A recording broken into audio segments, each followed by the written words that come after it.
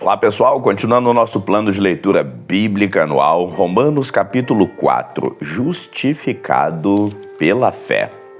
Que diremos, pois, ter alcançado Abraão, nosso pai segundo a carne? Porque se Abraão foi justificado pelas obras, tem do que se gloriar, mas não diante de Deus. Pois o que diz a Escritura? Creu Abraão em Deus e isso lhe foi imputado como justiça. Ora, aquele que faz qualquer obra não lhe é imputado o galardão segundo a graça, mas segundo uma dívida. Mas aquele que não pratica, mas crê naquele que justifica o ímpio, a sua fé lhe é imputada como justiça.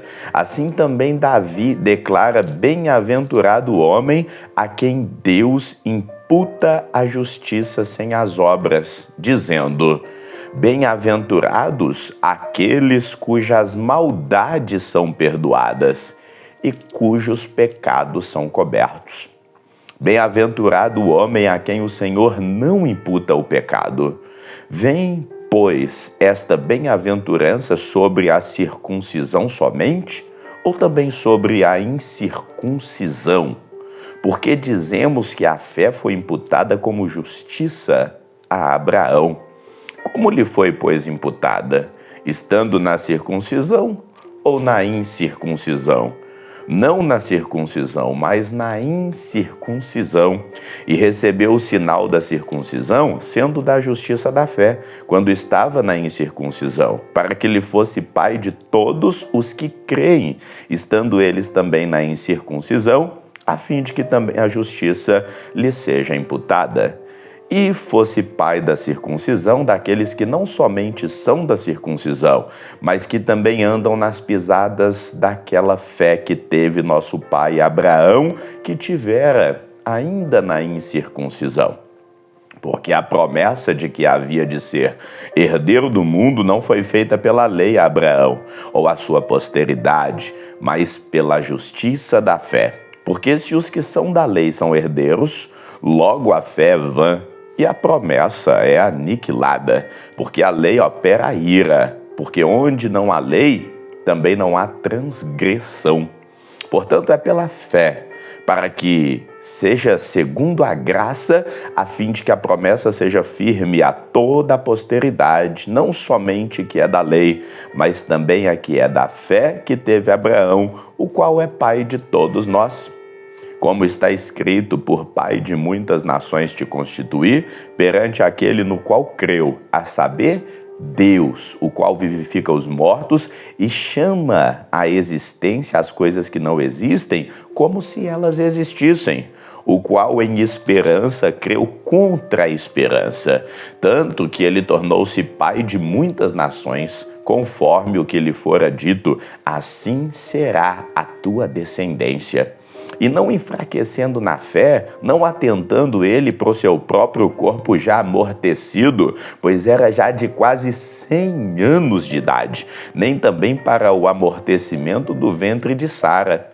E não duvidou da promessa de Deus por incredulidade, mas foi fortificado na fé, dando glória a Deus, estando certíssimo de que o que ele tinha prometido também era poderoso para fazer. Assim isso lhe foi também imputado como justiça. Ora, não só por causa dele está escrito que se lhe toma em conta, mas também por nós, a quem será tomado em conta os que cremos naquele que dentre os mortos ressuscitou a Jesus nosso Senhor, o qual por nossos pecados foi entregue e ressuscitou para nossa justificação. Romanos capítulo 5, frutos da justificação pela fé. Tendo, pois, sido justificados pela fé, teremos paz com Deus através do nosso Senhor, Jesus, o Cristo, pelo qual também temos entrada pela fé a essa graça na qual estamos firmes e nos gloriamos na esperança da glória de Deus. E não somente isso, mas também nos gloriamos nas tribulações, sabendo que a tribulação produz a paciência a experiência, e a experiência a esperança. E a esperança não traz confusão, porquanto o amor de Deus está derramado em nossos corações pelo Espírito Santo, que nos foi dado. Porque Cristo, estando nós ainda fracos, morreu ao seu tempo pelos ímpios, porque apenas alguém morrerá por um justo, pois poderá ser que pelo bom alguém ouse morrer, mas Deus prova o seu amor para conosco em que Cristo morreu por nós, sendo nós ainda pecadores. Logo, muito mais agora, tendo sido justificados pelo seu sangue, seremos por ele salvos da ira. Porque se nós, sendo inimigos, fomos reconciliados com Deus pela morte de seu Filho, muito mais, tendo sido já reconciliados, seremos salvos pela sua vida. E não somente isso, mas também nos gloriamos em Deus por nosso Senhor Jesus Cristo, pelo qual agora alcançamos a reconciliação, o pecado e a graça. Portanto, como por um homem entrou o pecado no mundo e pelo pecado a morte, assim também a morte passou a todos os homens, por isso todos pecaram. Porque até a lei estava o pecado no mundo, mas o pecado não é imputado, não havendo lei. No entanto, a morte reinou desde Adão até Moisés, até sobre aqueles que não tinham pecado à semelhança da transgressão de Adão, o qual é a figura daquele que havia de vir. Mas não é assim o dom gratuito como a ofensa, porque se pela ofensa de um morreram muitos, muito mais a graça de Deus e o dom pela graça, que é de um só homem, Jesus Cristo, abundou sobre muitos.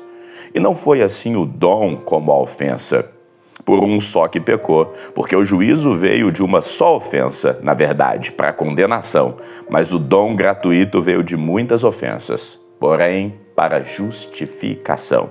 Porque se pela ofensa de um só a morte reinou por meio dele, muito mais os que recebem a abundância da graça e do dom da justiça reinarão em vida por um só, Jesus Cristo. Pois assim como por uma só ofensa veio o juízo sobre todos os homens para condenação, assim também por um só ato de justiça veio a graça sobre todos os homens para justificação de vida. Porque como pela desobediência de um só homem, muitos foram feitos pecadores, assim pela obediência de um, muitos serão feitos justos. Veio, porém, a lei para que a ofensa abundasse, mas onde o pecado abundou, superabundou a graça, para que assim como o pecado reinou na morte, também a graça reinasse pela justiça para a vida eterna por Jesus Cristo, nosso Senhor. Romanos capítulo 6, a graça livra do império do pecado. Que diremos, pois? Permaneceremos no pecado para que a graça abunde? De modo nenhum. Nós que estamos mortos para o pecado, como viveremos ainda nele? Ou não sabeis que todos quantos fomos batizados em Jesus Cristo, fomos batizados na sua morte? De sorte que fomos sepultados com ele pelo batismo na morte, para que, como Cristo foi ressuscitado dentre os mortos, pela glória de Deus Pai, assim andemos nós também em novidade de vida. Porque se fomos plantados juntamente com ele na semelhança da sua morte, também o seremos na sua ressurreição. Sabendo isso, que o nosso homem velho foi com ele crucificado para que o corpo do pecado seja desfeito, para que não sirvamos mais ao pecado, porque aquele que está morto está justificado do pecado. Ora, se já morremos com Cristo, cremos que também com ele viveremos, sabendo que, tendo sido Cristo ressuscitado dentre os mortos, já não morre, a morte não mais tem domínio sobre ele. Pois quanto a ter morrido, de uma vez morreu para o pecado, mas quanto a viver, vive para Deus. Assim também vós considerai-vos certamente mortos para o pecado, mas vivos para Deus em Cristo Jesus, o nosso Senhor. Não reine, portanto, o pecado em vosso corpo mortal, para lhe obedecerdes em suas concupiscências. Nem tampouco apresenteis os vossos membros ao pecado por instrumentos de iniquidade, mas apresentai-vos a Deus como vivos dentre mortos, e os vossos membros a Deus como instrumentos de justiça. Porque o pecado não terá domínio sobre vós, pois não estáis debaixo da lei, mas debaixo da graça. Pois que pecaremos porque não estamos debaixo da lei, mas debaixo da graça? De modo nenhum. Não sabeis vós que a quem vos apresentardes por servos para lhe obedecer, sois servos daquele a quem obedece? Ou do pecado para a morte, ou da obediência para a justiça? Mas graças a Deus que, tendo sido servos do pecado, obedecestes de coração à forma de doutrina a que fostes entregues, e libertados do pecado, fostes feitos servos da justiça. Falo como homem, pela fraqueza da vossa carne, pois que, assim como apresentastes os vossos membros para servirem à imundícia e à maldade para a maldade, assim apresentai agora os vossos membros para servirem à justiça para a santificação. Porque quando éreis servos do pecado, estáveis livres da justiça. E que fruto tinhais, então, das coisas de que agora envergonhais? Porque o fim delas é a morte. Mas agora, libertos do pecado e feitos servos de Deus, tendes o vosso fruto para a santificação e, por fim, a vida eterna. Porque o salário do pecado é a morte, mas o dom gratuito de Deus é a vida eterna por Cristo Jesus, o nosso Senhor. Romanos capítulo 7, o domínio da lei. Não sabeis vós, irmãos, pois que falo aos que sabem a lei, que a lei tem domínio sobre o homem por todo o tempo em que ele vive? Porque a mulher que está sujeita ao marido enquanto ele viver, está ligada pela lei, mas morto o marido está livre da lei do marido. De sorte que, vivendo o marido, será chamada adúltera se for de outro homem. Mas morto o marido, livre está da lei, e assim não será adúltera se for de outro marido. Assim, meus irmãos, também vós estáis mortos para a lei pelo corpo de Cristo, para que sejais de outro, daquele que ressuscitou dentre os mortos, a fim de que demos fruto para Deus. Porque quando estávamos na carne, as paixões dos pecados que são pela lei operavam em nossos membros para darem fruto para a morte. Mas agora temos sido libertados da lei, tendo morrido para aquilo em que estávamos retidos, para que sirvamos em novidade de espírito, e não na velhice da letra. Que diremos, pois, é a lei pecado? De modo nenhum. Mas eu não conheci o pecado senão através da lei. Porque eu não conheceria a concupiscência se a lei não dissesse, não cobiçarás.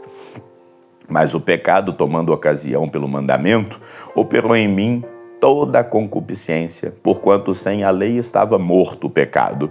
E eu, em algum tempo, vivia sem lei, mas vindo o mandamento reviveu o pecado, e eu morri. E o mandamento que era para a vida, achei eu que era para a morte. Porque o pecado, tomando ocasião pelo mandamento, me enganou, e por ele me matou. E assim a lei é santa, e o mandamento santo, justo e bom. Logo tornou-se o bom em morte? De modo nenhum. Mas o pecado, para que se mostrasse pecado, operou em mim a morte pelo bem, a fim de que pelo mandamento o pecado se fizesse excessivamente maligno. Porque bem sabemos que a lei é espiritual, mas eu sou carnal, vendido sob o pecado. Porque o que faço não aprovo, pois o que eu quero, isso não faço, mas o que aborreço, é isso que eu faço. E se faço o que não quero, consinto com a lei que é boa. De maneira que agora já não sou eu que faço isso, mas o pecado que habita em mim. Porquanto eu sei que em mim, isto é, na minha carne, não habita bem algum. E com efeito, o querer está em mim, mas não consigo realizar o bem. Porque não faço o bem que eu quero, mas o mal que eu não quero, esse eu faço. Ora, se eu faço o que não quero, já o não faço eu, mas o pecado que habita em mim. Acho então esta lei em mim, que quando quero fazer o bem, o mal está comigo. Porque, segundo o homem interior, tenho prazer na lei de Deus, mas vejo nos meus membros outra lei que batalha contra a lei do meu entendimento e me prende debaixo da lei do pecado que está nos meus membros. Miserável homem que eu sou, quem me livrará do corpo dessa morte? Dou graças a Deus por Jesus Cristo nosso Senhor, assim que eu mesmo, com o entendimento, sirvo a lei de Deus, mas com a carne, a lei do pecado. Ficamos por aqui, que o Senhor te abençoe sempre. Amém.